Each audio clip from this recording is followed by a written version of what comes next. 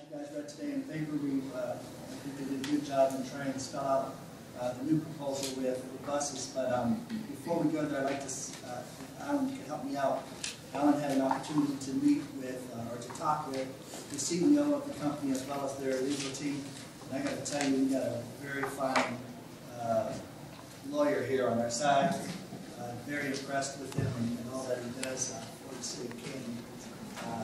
But he represented us well on the phone, but I wanted him to go ahead and speak and say a few words. Thank you, Mr. Chair. I think the highlight of the conversation was that the new CEO is a graduate of Gonzaga University, and I asked whether they're going to do a good job in the March Madness. Yeah. Otherwise, there were two major concerns. They had had a complete reshuffling of top management.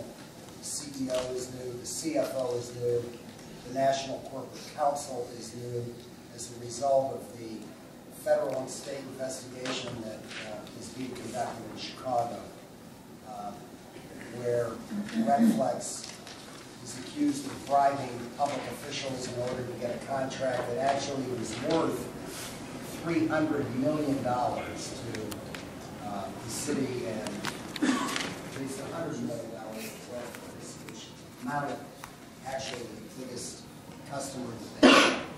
So the two areas we explored were, first, how many cities were being sued by Redflex as a result of contractual disputes, and the corporate counsel indicated that at least two are being sued. One city was sued when the citizens of the city attempted to place on the ballot a constitutional provision which prohibited this type of contract and implementation of the camera system.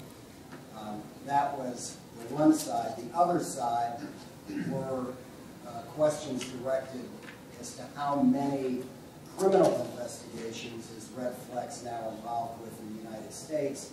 Obviously, we know Chicago, we know New Orleans, Jefferson Parish.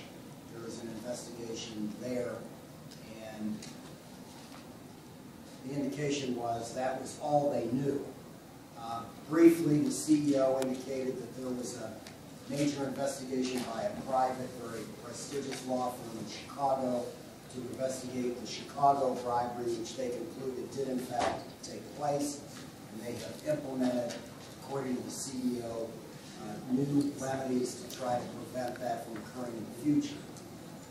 I'd say Thomas and I had a very meaningful conversation with the new leadership of Redflex. I was impressed with the CEO, I was impressed with the lawyer. But ultimately, the question that we posed was, how do you go to an elected official like all of you, who are responsible to the public that vote us into this office, and say to them that we are going to enter into a contract with a company that has a history of criminal activity, not just criminal activity in the private sector, but actually criminal activity in the public sector, where they're accused and acknowledge it to be so of bribing public officials. I mean, it would seem to me that our citizens might ask us, well, you know, the camera idea may or may not be a good idea, but why this company and why take the chance of entering into an agreement or a contract with a company that perhaps has displayed a culture of corruption? And that's not something I think we want to engage in, but ultimately that's your decision. And I've said this a couple times and I'm done. Member West has done a yeoman's task of trying to promote this, and he's been politically sensitive to all of you insofar as moderating and changing his proposals. And ultimately, he can speak for himself and what he wants, but I don't think there's any question that Member West has the safety of our citizens at heart and the safety of our children at heart, and he's to be commended for what he's done. Unfortunately, these are things that were not necessarily known at the time we first met with Redflex, and it was recommended that they were the best company to deal with, particularly the Chicago investigation is a particularly egregious one and should give all of us pause as to whether at this stage Red Flex has shown that they have remedied this problem nationwide. And lastly, I would say the CEO didn't quite say that the investigation in Chicago was broad enough to include other cities that might be affected.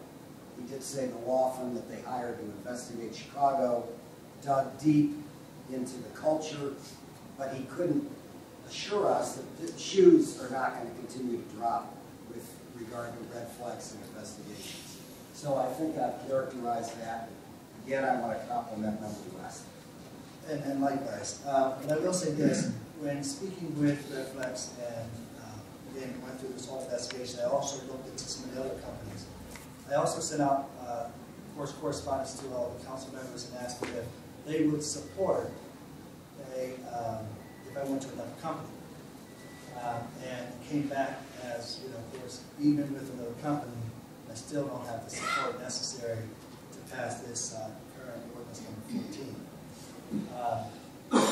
So we will have to actually probably end up suspending this indefinitely and then asking to come back with a new proposal which is the bus program for the schools, which I think has a lot of merit. I hope everybody can look at that. It may not be Red Flex, but when looking at ATS, which is the number 2 company out there, they're being investigated in Cleveland right now, for the same type of things. Back in the past, there's a lot of companies who grease people's palms in order to get them started. And I don't think, you know, this isn't the first time we've heard this. Chicago has notorious for greasing people's palms, as well as New Orleans. They're not as good as Canton, Ohio. We got some elected officials, we're broke.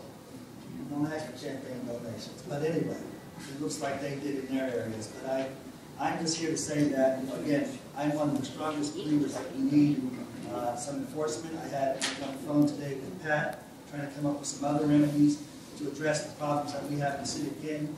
It's no secret that, you know, my ward is a transient ward. We have a lot of visitors who come in and out of my ward each and every day. Chris, I know you have a lot of people coming out of your ward each and every day. People that don't even live in this area. They don't respect our laws, they don't respect our traffic laws, and they don't care about our city. Okay? Those are the people that I'm after.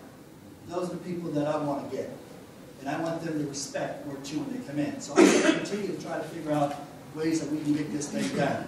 So as it stands, probably going to go ahead and suspend this, but I got to meet with Joe Martuccio to decide how we're going to proceed with the bus, and if I can sway a few of you guys on the new bus proposal, which I think has a lot of merit. I think if you guys listen to WTC today, or even read the repository, you'll see there is a need for it. And again, it comes down to, you know, making sure that we have some enforcement of our laws here in the city of Canton, and that this body here is able to enforce those. All right, well, thank you. Mr. Chairman, Hold on. Yes, Member Sorelli, you have a question. Let Mr. Park go first. Member Sorelli, I got to take it back. Okay, I'll go first. I'm going to tell you, I spent a great deal of time all day today following buses. To see, you know, in all kinds of wards, to see if I saw any people, you know, breaking the law. And I really didn't see it.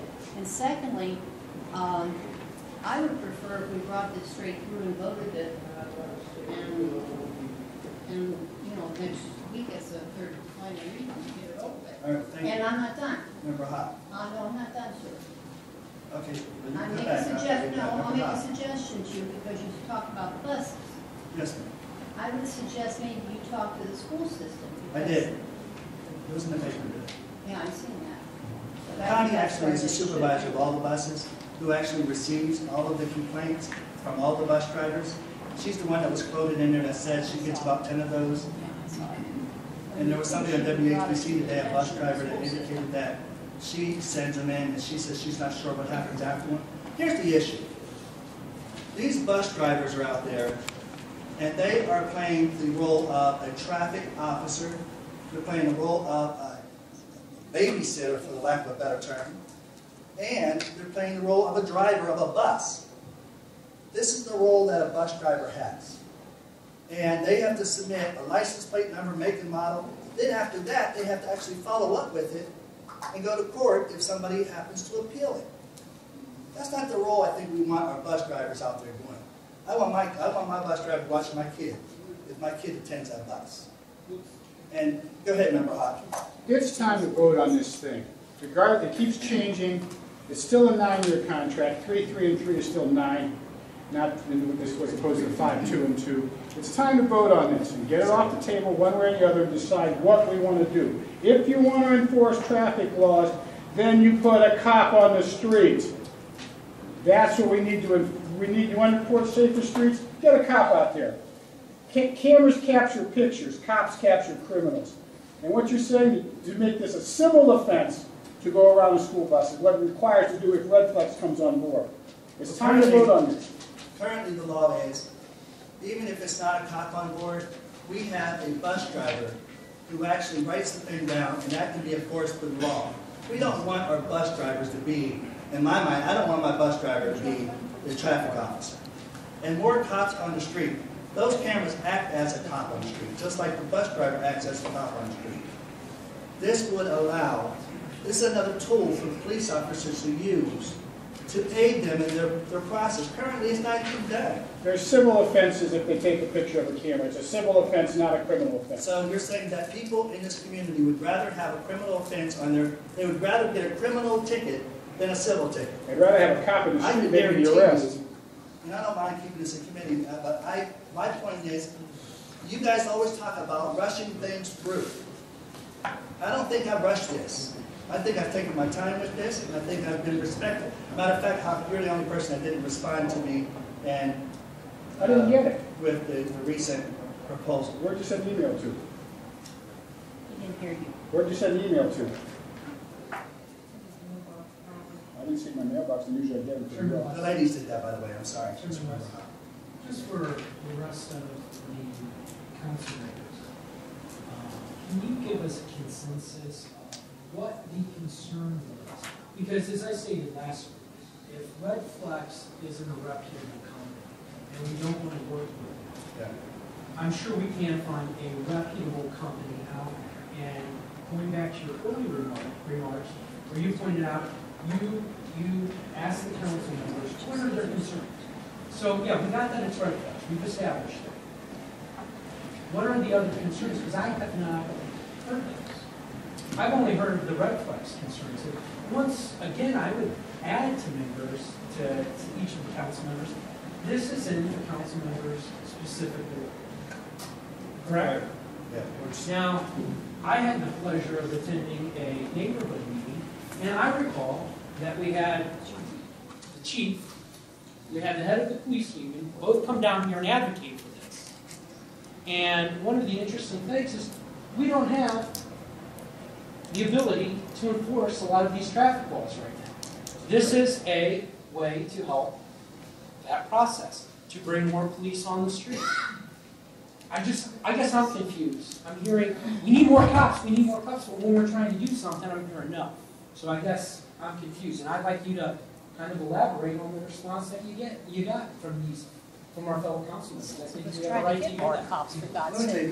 tell you, remember, Frank. Well, first off, Thomas, let me first by saying, yes, I definitely oppose Red Flex, the company, without a doubt. Okay? And one of the things in Ward 9 was the actual contract itself. Okay? Half the ward was for, half the ward was against. Could have went either way for me. Okay? Reading that contract, it was terrible. We were getting into a real bad situation with Red Flex. But then you just stated yourself that the number 2 company, their number 2 is in litigation right now with Cleveland. Right. Is there a reputable company out there? See, the sorry thing about it is, every company, probably in the United States, in some way or shape or form has been, everybody's got including that. the city of Canton.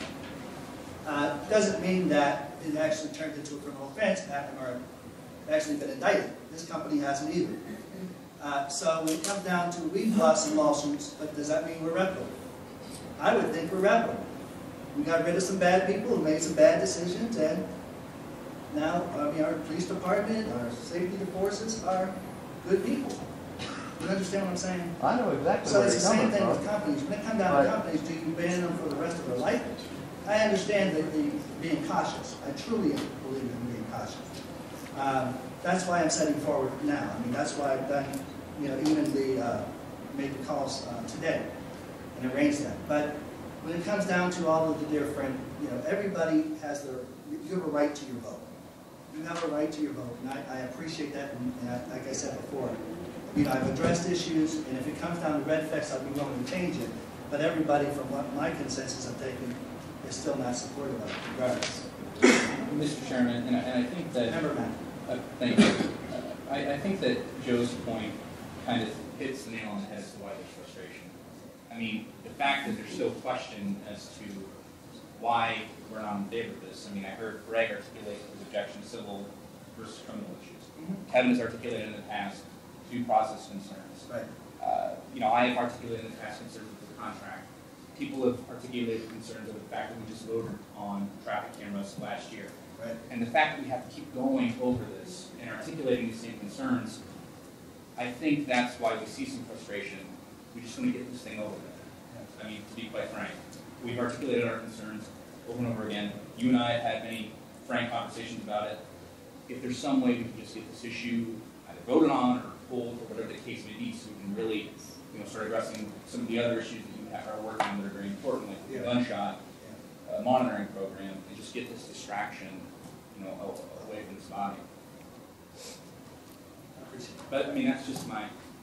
And let me say this, and a lot of the people who have contacted me have spoken very, Member Swift, have called and said, look, I'm just as passionate about other issues that you voted against, and I agree with that. But I would not be doing my due diligence for my constituency and for the problems that's in Ward 2 if I had not fought as hard as I have fought. And like every piece of legislation, just like Dave does, everybody fights for their ward and the issues that they're faced with. My ward just happens to have a lot of unique twists and turns. And I don't know that you understand the full gravity of what I'm talking about. But I can appreciate and respect your opinions, and this is not